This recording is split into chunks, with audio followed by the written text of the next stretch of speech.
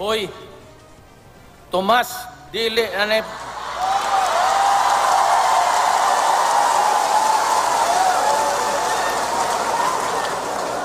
Dili na ni panahon sa katsila, ha?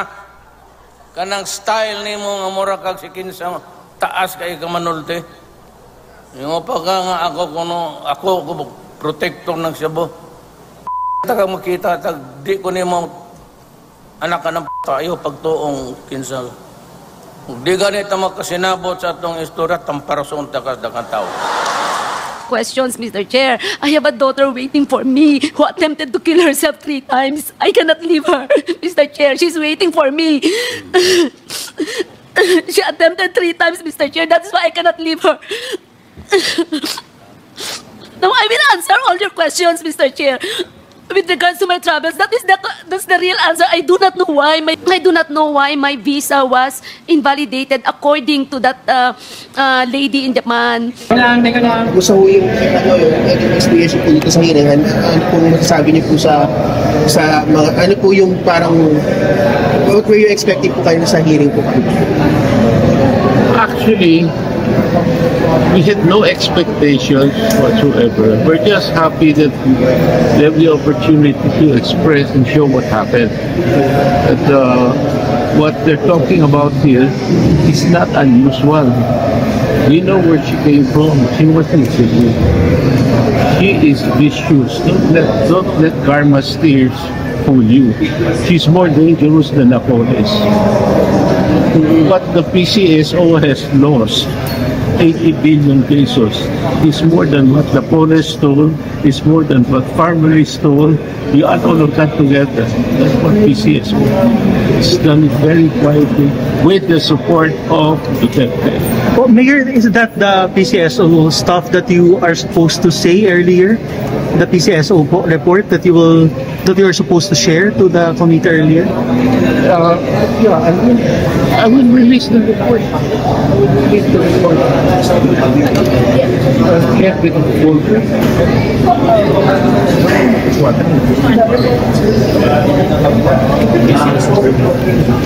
So, Mayor, for background lang po, did you order an investigation po ba to find out this PCSO? No, it was done internally by PCSO before Garma. And when he was applying to be police chief of Cebu, somebody gave it to me. Here.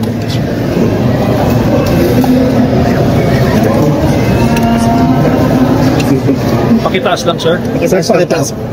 It says here, it's a lengthy report. It's not only one person, no? There's so many names here. It's done by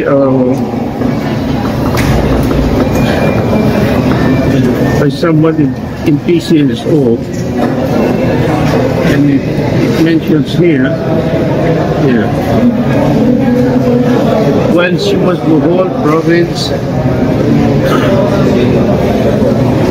it identified police sergeant Garma of receiving payola from illegal gambling operations financiers in the amount of 1 million pesos every week. That's only in Bohol. What more Cebu? Sir, sino po nagbigay sa inyo ng document? Sino po nagbigay sa inyo ng report? Who gave you, sir? But, sir, may we know who signed it? May we know, sir, who's the signatory in the report? This year lang po, last year. No, this was before she was even appointed as police chief in Cebu. That's why I didn't like her. I didn't endorse her. Under the local government code, you need the approval and the clearance of the city mayor. Duterte just put her there, whether I like it or not. Sir, did you try to give that report to the DILG in your I talked to the opposition? Personally. And what did he say, sir? Tell everything to Bongo. I gave all the reports to Bongo. He was there. And Bongo didn't do anything. Sir, sa tingin niyo po ba may kasalanan si Bongo kaya na-appoint si Let him answer that. Let him answer that. When did this happen, sir? Well, what year? What year was that? Is it 2018, sir? 2019, early 2019. Early 2019. Early 2019. Early 2019. 2019. Sir, you mentioned na yung woman talaga yung dahilan at hindi naman politika, kaya po mainit sa inyo si Presidente. That's why I personally talked to the President, tried to get his attention to complain about it. And he said he just talked to Bongo here. And Sal Panela was there. And I also complained that if he gave information to Sal Panelo and evidence to Sal Panelo, and he did nothing. I was only suspended last year. That's a few months ago. I'm no longer mayor. All of a sudden, this comes out. You know, you want the story? I was having dinner with a very prominent businessman, John Gokoway. I was hosting dinner. He was going to open up new projects. I get a phone call because my cell phone is on Facebook, and there's 3 vendors that tell me policemen are trying to extort money, and they were selling this butane gas, recycled gas, for 20 pesos. It's illegal now. I said, this is ridiculous. I said, Mayor, we're all here in jail. Why are you in jail? What for? So I went to after I left, I went to the police station and I talked to the commander. I said, who's in charge? I said, I'm putting them under my custody. Which means I'm responsible for them. I'm not releasing them. I'm putting them under my custody. I told them, you just go home and take care of this. Suspended. 1 year salary, 1 year suspended.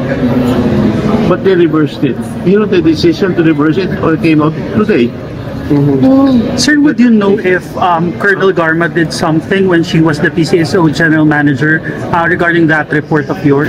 I'm sorry? Did she do something, sir? May intervention po ba siyang ginawa nung naging General Manager na siya about that report na naibigay sa inyo? Did she try to erase or But she filed all concede? cases against me. I don't know.